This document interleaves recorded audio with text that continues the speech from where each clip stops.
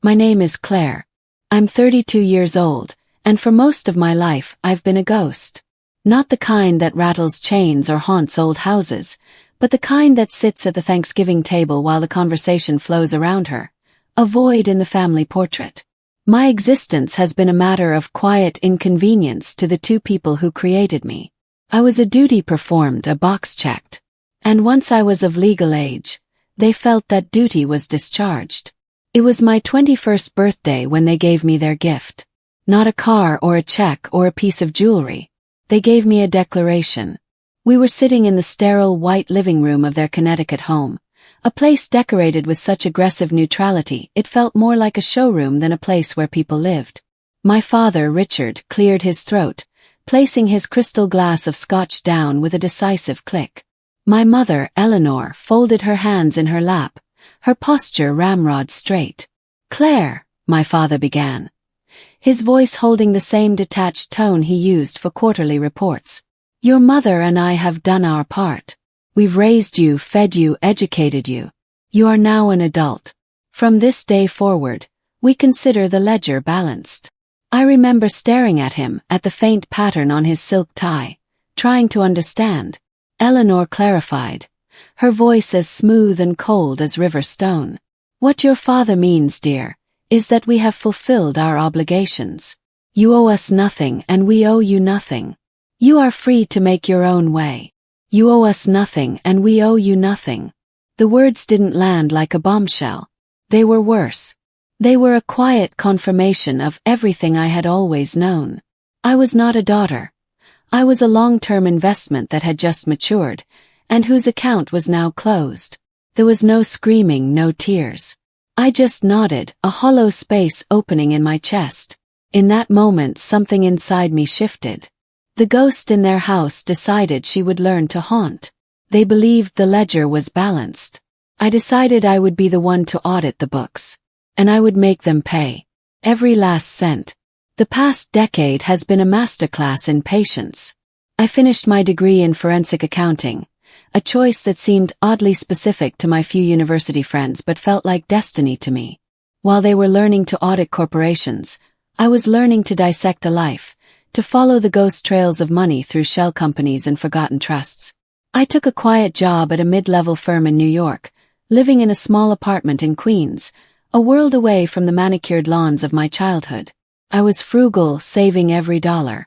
I became a creature of spreadsheets and digital archives. My nights spent not in bars or on dates, but hunched over a laptop, building a fortress of information. My family treated my independence as proof of their successful parenting philosophy. "Look at Claire," I once heard my mother tell a friend on the phone, her voice dripping with self-congratulation. "We threw her into the deep end, and she learned to swim." Not an ounce of entitlement. They had no idea I wasn't swimming. I was mapping the depths, charting the currents, and learning where all the sunken treasures were hidden. My brother, Ethan, was the son to my shadow. 2 years older. He was the repository for all their affection, their hopes, their investment. He got the rah-rah encouragement, the pats on the back, the endless funding for a string of failed startups that were always on the verge of a breakthrough. He was the one they called every Sunday. He was the one whose picture crowded the mantelpiece. His life was a testament to their love. Mine was a testament to their indifference. I never hated Ethan for it. That was the strange part. My anger, a cold, slow-burning fire, was reserved entirely for them. Ethan was just a product of their ecosystem, a well-watered plant while I was the weed left to wither in the shade. He was as much a victim of their designated roles as I was, just in a much more comfortable way. He was weak, coddled, and completely oblivious, which in a way was its own kind of prison. The catalyst, the final push from a decade of silent preparation into open warfare, came on a Tuesday in April. I was performing my bi-weekly digital sweep of their lives, a habit I'd honed to a fine art. I had alerts set for their names, their known business entities, even the addresses of their properties. An item popped up in a county clerk's online database. A filing for a new irrevocable trust, the Sterling Family Legacy Trust. Sterling was my mother's maiden name. The documentation was public. The beneficiaries were listed clearly: Eleanor Sterling, Richard Davies, and Ethan Davies. My name was absent. It was one thing to be told I was owed nothing. It was another to see it notarized and filed with the state, a legal and permanent erasure. They weren't just neglecting me anymore. They were actively disinheriting me, carving me out of the family's future as neatly as a surgeon excising a tumor. That night I didn't sleep. I sat in my small apartment, the glow of my monitor illuminating stacks of binders on my dining table. Each binder was labeled by year, a meticulous archive of their financial lives that I had painstakingly assembled. Bank statements I'd fished from the trash during college visits, old tax documents I'd scanned from my father's unlocked office, property deeds, loan agreements to Ethan I'd overheard and later tracked down. It was a library of their hypocrisy. The next morning I made an appointment with Julian Davenport. Davenport and Finch occupied the 45th floor of a glass and steel monolith in Midtown. The air inside was chilled, smelling faintly of leather and money. Julian Davenport was a shark in a $1,000 suit, with pale, intelligent eyes that missed nothing. He was a legend in contentious probate law, a man who dismantled family estates for a living. He listened to my story without interruption, his face a mask of professional neutrality. I saw the flicker of doubt in his eyes, the familiar look I'd seen 100 times. He thought I was just another spoiled, resentful child with a grudge. "Miss Davies," he said when I'd finished, his voice smooth. "Familial disappointment, however profound, is not typically grounds for litigation. Unless you can prove undue influence, coercion, or a lack of testamentary capacity, your parents are legally entitled to leave their assets to whomever they wish." I didn't flinch. I reached down and lifted a heavy 12-inch binder onto his polished mahogany desk.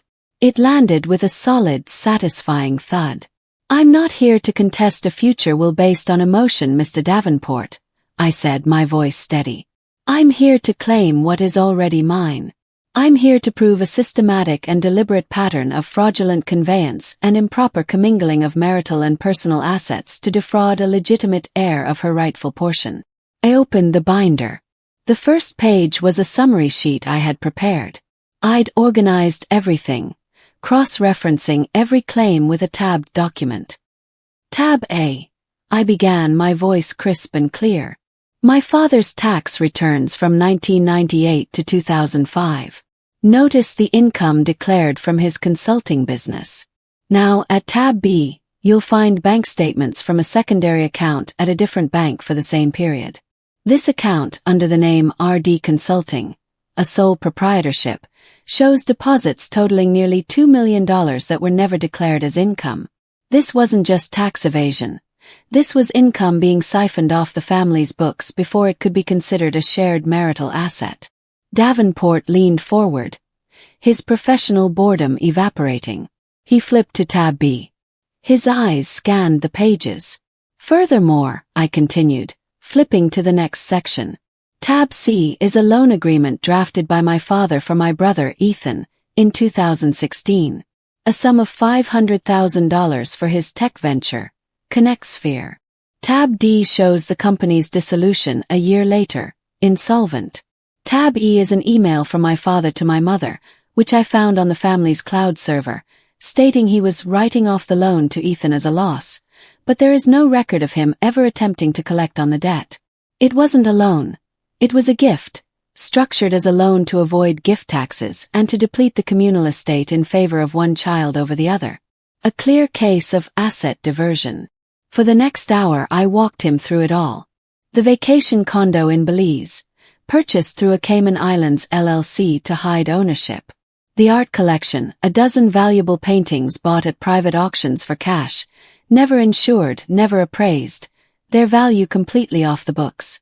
I showed him how my mother's inheritance, which should have been her separate property, was commingled with my father's undeclared income to fund these ventures, muddying the legal waters so thoroughly that no one knew what belonged to whom. It was a masterpiece of financial deception, designed to ensure that the official, taxable, inheritable estate was only a fraction of their true wealth. When I was done, a deep silence filled the room. Davenport slowly closed the binder. He looked at me, and for the first time I saw not a lawyer looking at a client, but a predator recognizing one of its own. "Miss Davies," he said, a slow smile spreading across his face. "You've done most of my work for me. This is extraordinary." "They told me they owed me nothing," I said, my voice barely above a whisper. "I want you to prove them wrong. I don't want a settlement. I want a redistribution. I want a court to look at this tangled mess and pull it apart, thread by painful thread, in the light of day." "That would mean full discovery," he warned. "Depositions. It will get ugly. They will paint you as a monster, a greedy, ungrateful child."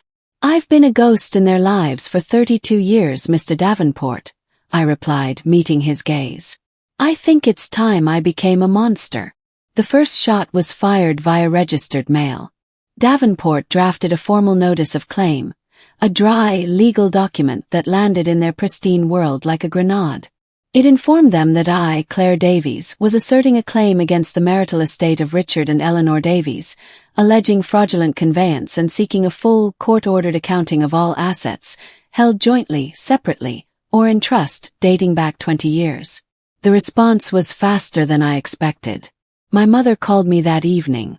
Her voice, usually so controlled, was a high-pitched shriek of outrage. "What is the meaning of this, Claire? What is this disgusting piece of paper from some ambulance-chasing lawyer?" I kept my voice calm, a placid lake against her hurricane. "It means exactly what it says, Mother. I'm auditing the books." "The books?" she scoffed. "This is a family, not a corporation. How dare you? After everything we've given you, what have you given me?" I asked the question genuine. The silence on the other end of the line was my answer. "You are a deeply disturbed and ungrateful young woman," she finally spat, the words dripping with venom. "Your father and I will not be intimidated by this tantrum." She hung up. Next came Ethan. His text message was a torrent of wounded confusion and anger. "Claire, what the hell are you doing? Mom is hysterical. You're tearing this family apart over money. You're sick. Tearing this family apart," I thought with a humorless smile, as if it was ever whole. I didn't reply. They hired a legal team from a white shoe firm that probably cost more per hour than I made in a month. Their official response was one of dismissal. My claim was frivolous, malicious, and without merit. They filed a motion to have it thrown out. They thought their money and their influence would make me disappear, just like it always had. This was their first mistake. They still saw me as the quiet, overlooked girl. They had no concept of the woman I had become in the shadows they'd cast. The battle moved to the sterile, impersonal world of legal filings. Motions, counter-motions, affidavits. Davenport was a master. His every move calculated. He argued that their motion to dismiss was premature. He presented just enough of my evidence, the undeclared income from the consulting business, to convince the judge that there was, at the very least, smoke. And where there was smoke, a judge was legally obligated to look for fire. Weeks turned into months. The legal fees mounted. I liquidated my modest 401k and sold my car. Ate rice and beans. I was all in. The pressure was immense, a physical weight on my shoulders. There were nights I'd wake up, gasping, the terror of failure washing over me. But then I would think of their faces, of that cold living room, of the words "we owe you nothing," and the fire in my gut would burn away the fear. The first major breakthrough came during a preliminary hearing on the motion for discovery. Our goal was simple: to get the judge to grant us access to everything. All of their financial records, not just the ones I had managed to find. Their lawyers fought it tooth and nail, arguing it was a baseless fishing expedition, an invasion of privacy. Davenport was magnificent. He stood before the judge, a silver-haired figure of pure reason and logic. He never raised his voice. He simply laid out the facts, presenting the Belize LLC and the sham loan to Ethan as exhibits A and B in a pattern of behavior. Your Honor, he concluded, his voice resonating in the quiet courtroom. Ms. Davies is not asking the court to create a debt where none exists. She is asking the court for the tools to uncover a debt that has been deliberately and systematically concealed. We cannot know the full extent of the deception without the ability to see the full picture. That is all we ask for. The truth. The judge, a stern-faced woman named Judge Carmichael, listened intently. She reviewed the documents, her eyes lingering on the email about writing off Ethan's loan. She looked over at my father and mother, sitting with their expensive lawyers. They looked indignant, offended that their perfect lives were being subjected to such scrutiny. She looked at me. I met her gaze and held it. I didn't try to look like a victim. I looked like a creditor. After a long pause, she delivered her ruling. The court finds that the plaintiff has presented sufficient evidence to suggest that a deeper inquiry into the defendant's financial history is warranted, she said, her voice a death knell to their arrogance. The motion to dismiss is denied. The motion to compel discovery is granted. All of it. A gasp came from my mother's side of the room. My father's face went rigid, the color draining from it. Their lawyers started whispering frantically. They had lost. It wasn't the war, but it was the first decisive battle. The walls they had built around their secrets had just been breached. I felt a tremor run through me, but it wasn't joy. It was the cold, terrifying thrill of inevitability.